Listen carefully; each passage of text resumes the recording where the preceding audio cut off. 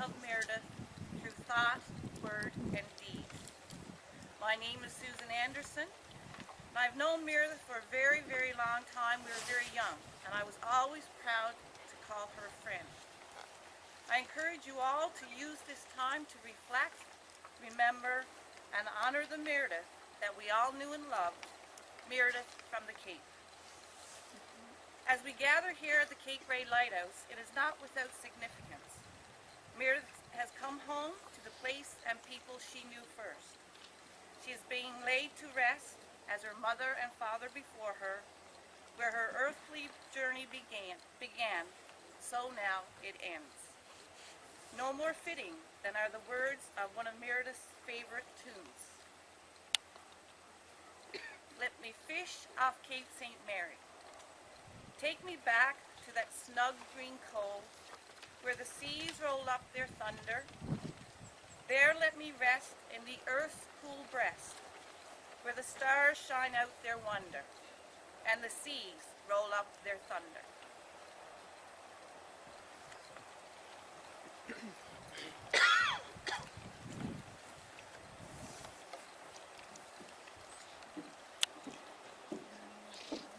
I first came here 30 years ago on my journey from the city to the southwest coast, and I'm sure I crossed paths many, many times with Meridith on her journey in the opposite direction.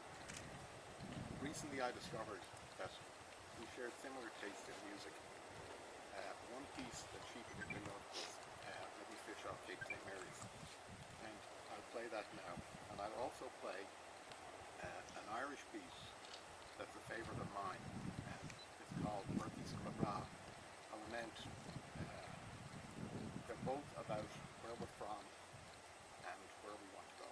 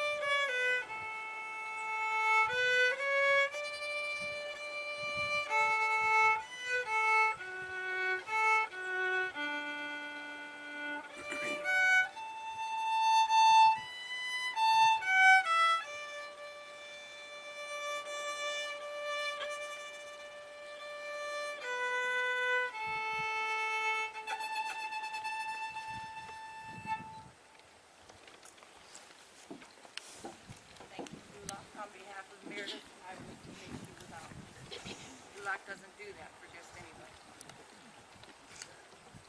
Many of us were privileged to know Meridith as a young child, as a teenager, and as a young woman.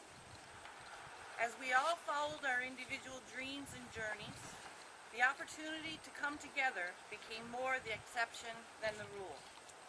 The physical distance, however, did not negate the fact that we were lifelong friends. Friends that shared monumental events. The first day of school. The first day on the big bus going to the big school in big old Port aux Basques. Her first boyfriend, and of course her first kiss.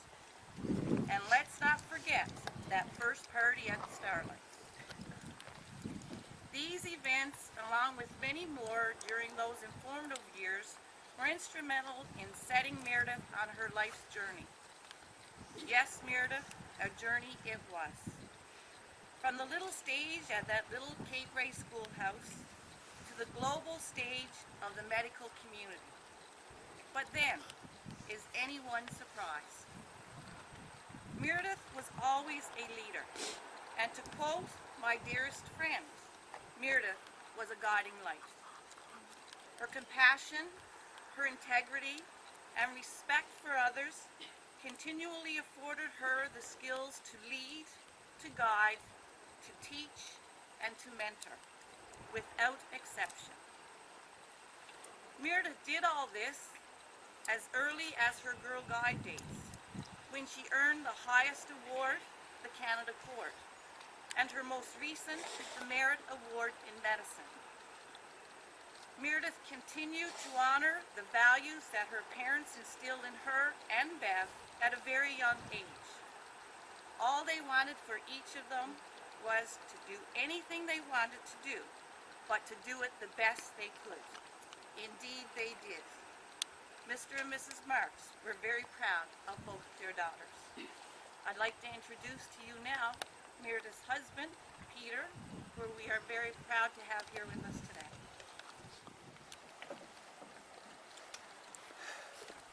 There doesn't appear to be anything here for me to read. Thank you all for coming.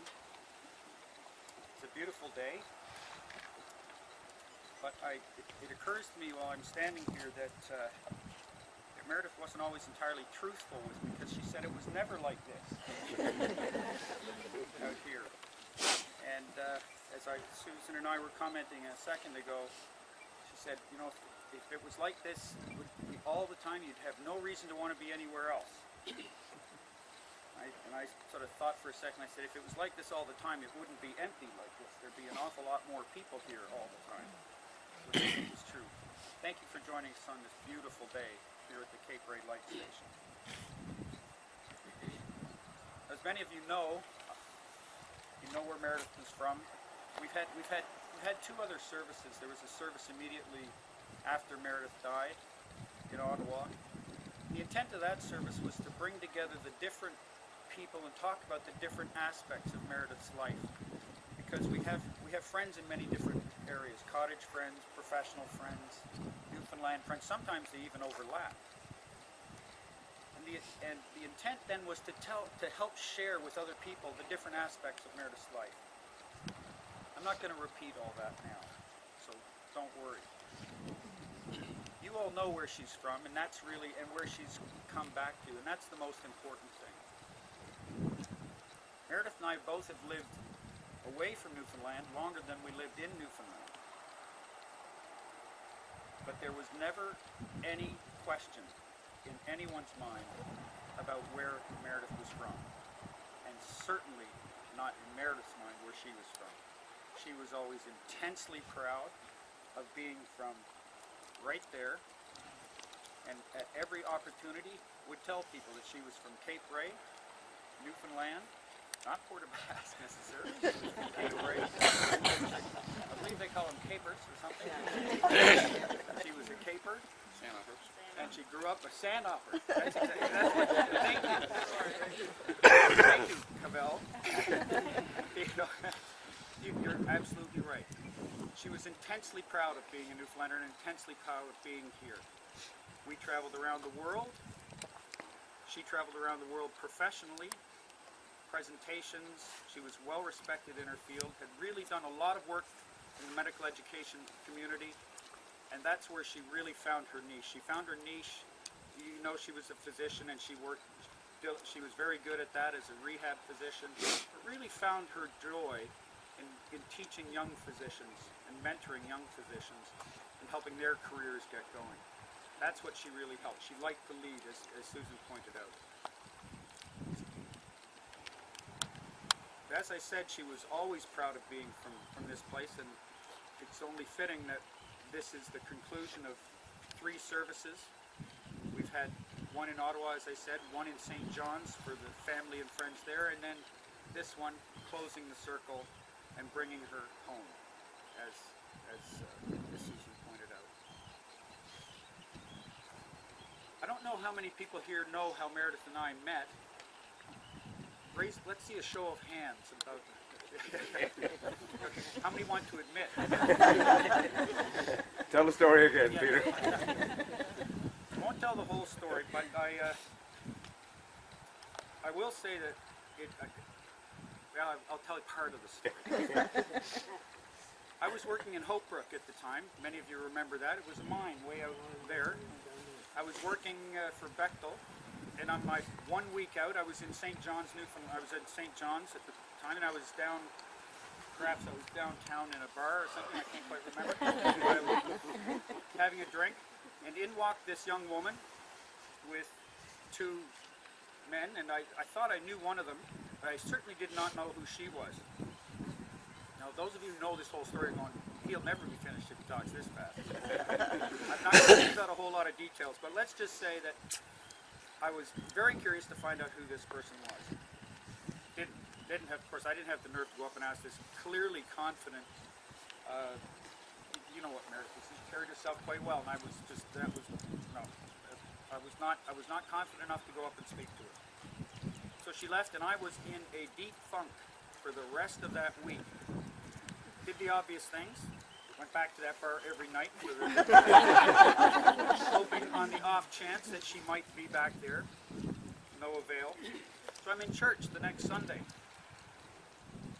In fact, I told this story a week and a half ago in St. John's, in the church where this happened. And I'm sitting up in the balcony, sort of listening to a sermon, and my 2 brothers were sitting in other parts, and there were the 3 of us up there, and a woman who we didn't know. And we heard a loud clunk, and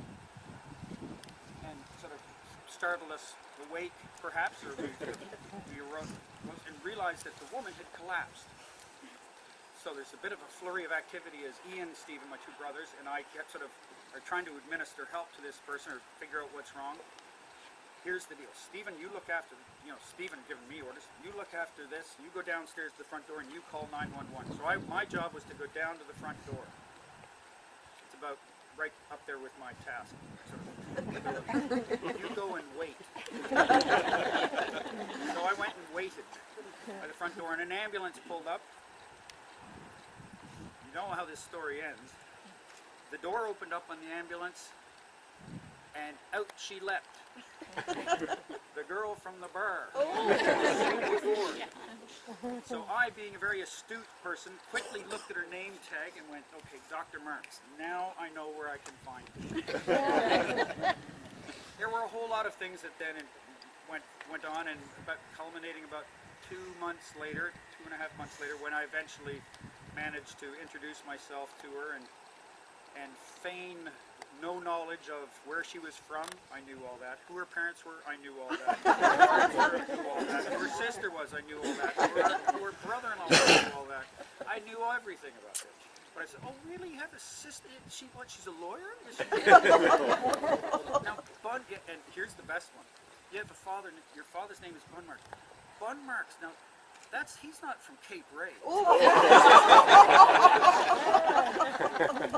And anyway, I'll tell you that was the first night. The second night we went out, the next day we went out, and I confessed everything to her. I told her the whole works, and the rest, shall we say, is history.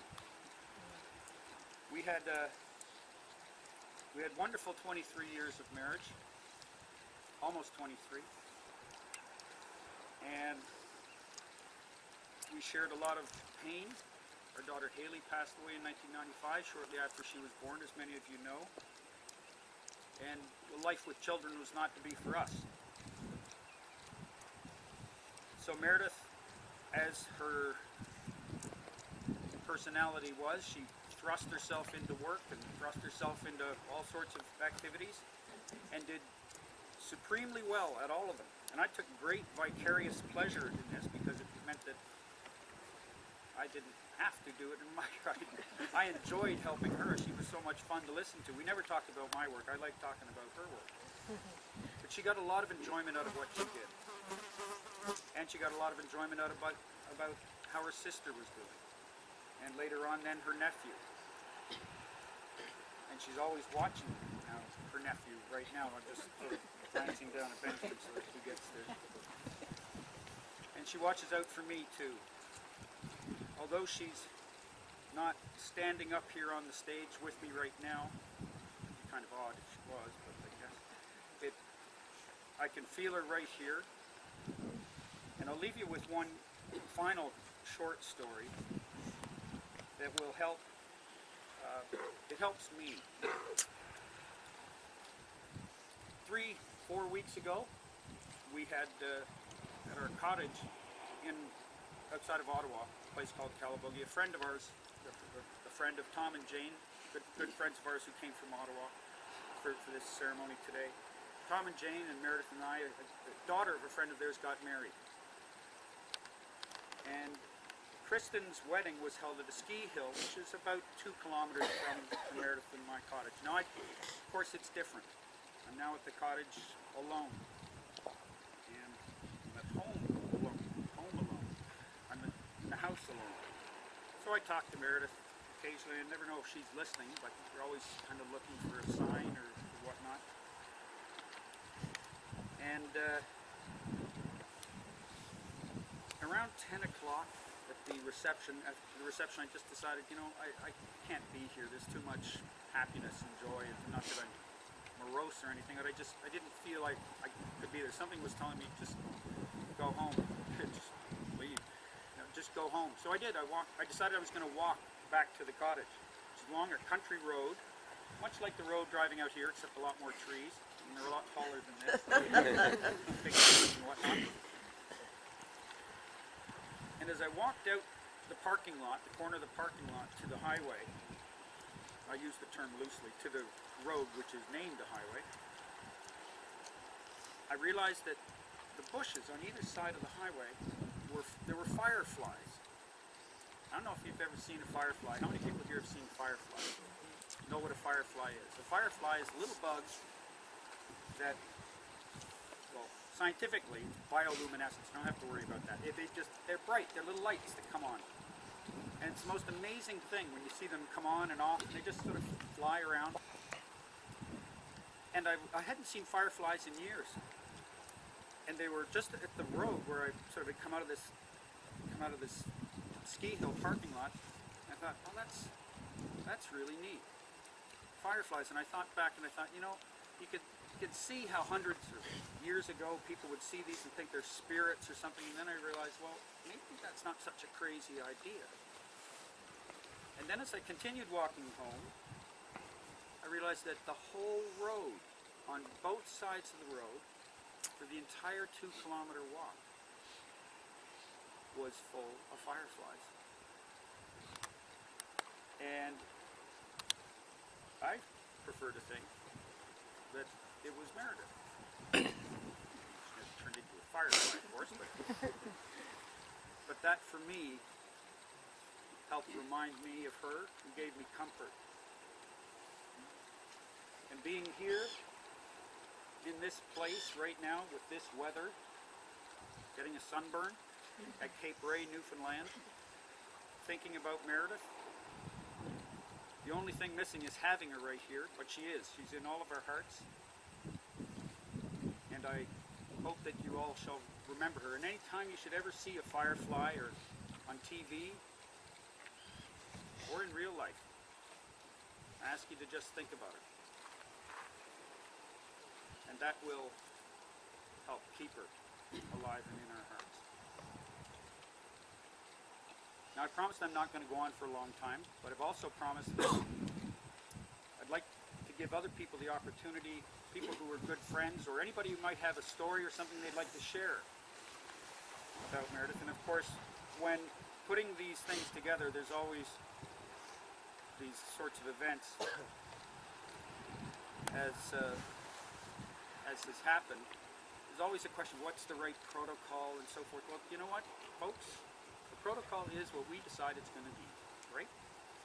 We're here in Cape Ray, we're honoring Meridith, and so I'd ask anybody who might have something they'd like, a story or something they'd like to share, and I think at first, I know it would only be appropriate that I ask Dave Spencer, who's a close, dear friend of Meridith, who has been for, I'm not putting Dave on the spot, by the way, he knows this, don't all think, oh, I think Dave understands this. And Dave has offered to come up and tell a story, and I'd ask that anybody who might have something they'd wish to share can do so. If you don't, that's fine. But I'd invite Dave up because I very much, he meant a great deal to Meridith.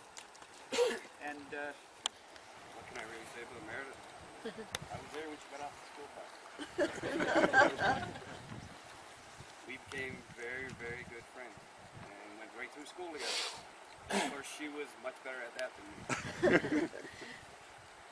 The thing I thought I'd talk about was how she always seemed to be looking after me. I had a tendency to get in trouble.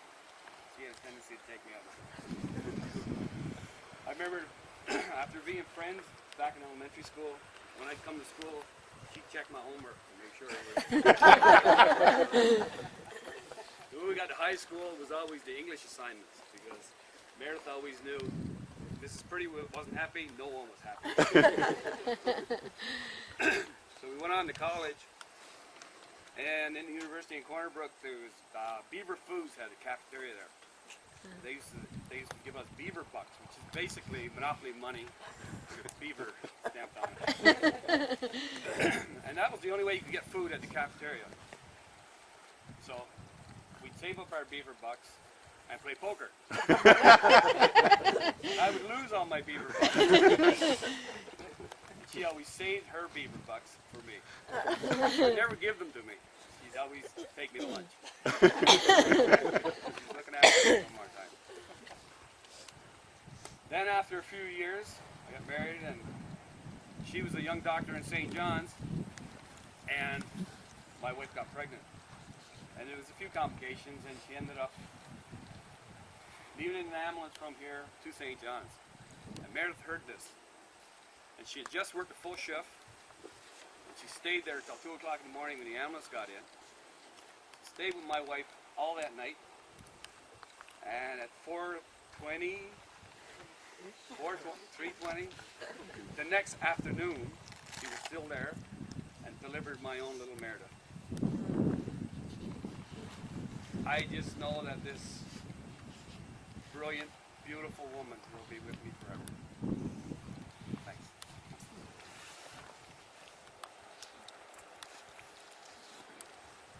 Faith is not only belief, but faith also embraces its shadow. That is doubt. Expressions of faith and hope in the face of death also leaves room for anxiety and loss. For we have questions. Was it really her time? Why?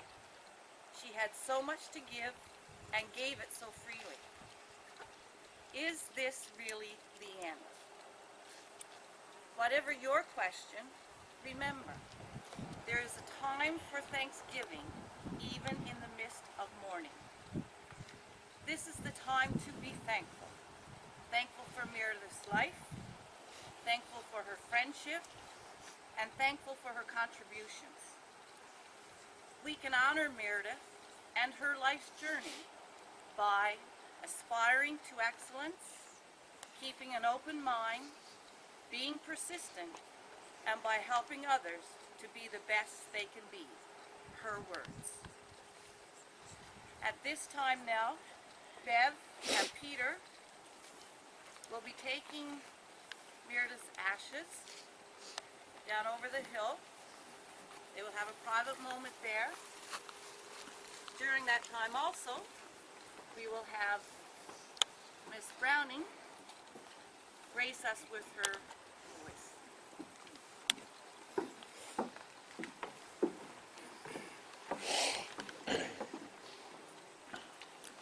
My name is Patsy Brown. You have me as Patricia, but that's the Revenue Canada.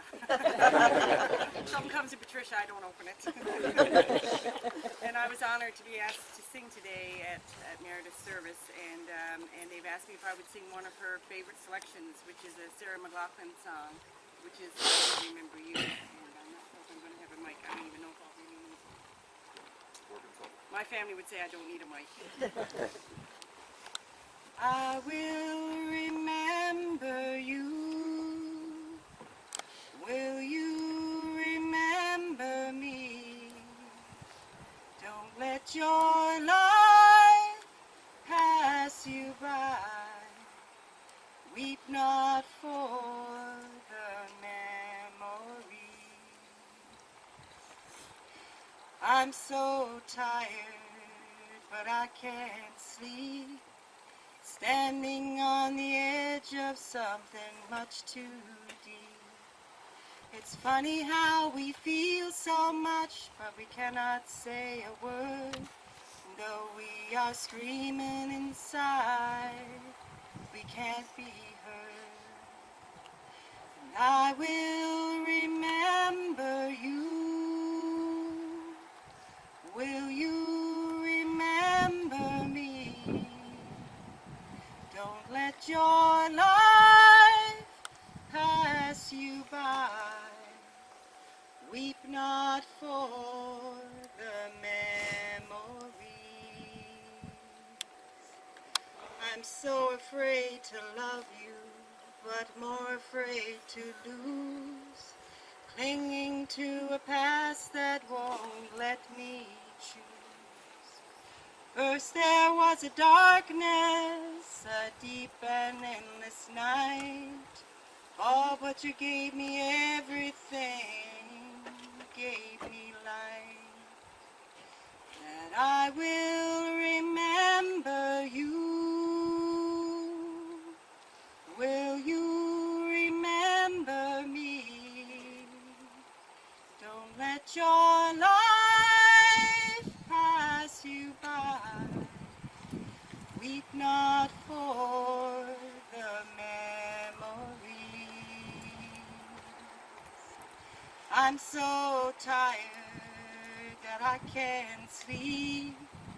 Standing on the edge of something much too deep.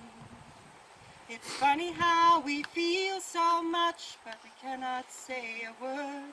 Though we are screaming inside, we can't be heard. And I will remember you. Will you remember me? Don't let your life pass you by. Weep not for the memories. I'm so afraid to love you, but more afraid to lose. Clinging to a past that doesn't let me choose. First there was a darkness, a deep and endless night. Oh, but you gave me everything, you gave me light. And I will remember you. Will you remember me? Don't let your life pass you by. Weep not for the memories. And I will remember you. Will you remember me?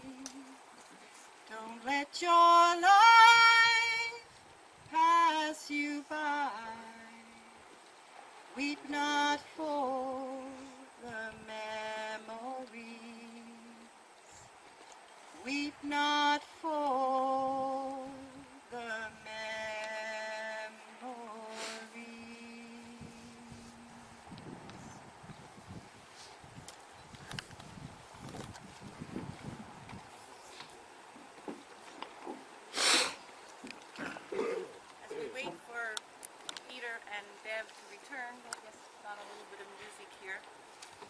reflect in our own silence. Like the Girl Guide promise and prayer, as she so often did. I'd ask you to join with me as we do that.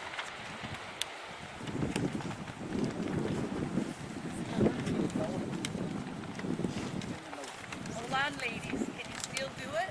Come on, let's do it.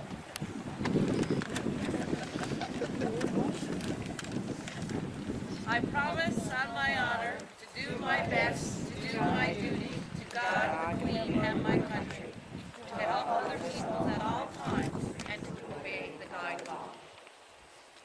Grant, O Lord, we pray thee, that thy blessing may rest upon us and all other guides. Help us with thy grace to serve our country and keep our guide promise and law. Make us humble and friendly, eager for adventure, alert and prepared for service. Give us courage to dare to do right. Make us both strong to fight and steadfast to endure. And may our lives be filled with joy that spreads happiness everywhere. Grant this, we pray thee, for the sake of thy Son, Jesus Christ, our Lord. Amen. On behalf of Peter, Bev, Ross, and Benjamin,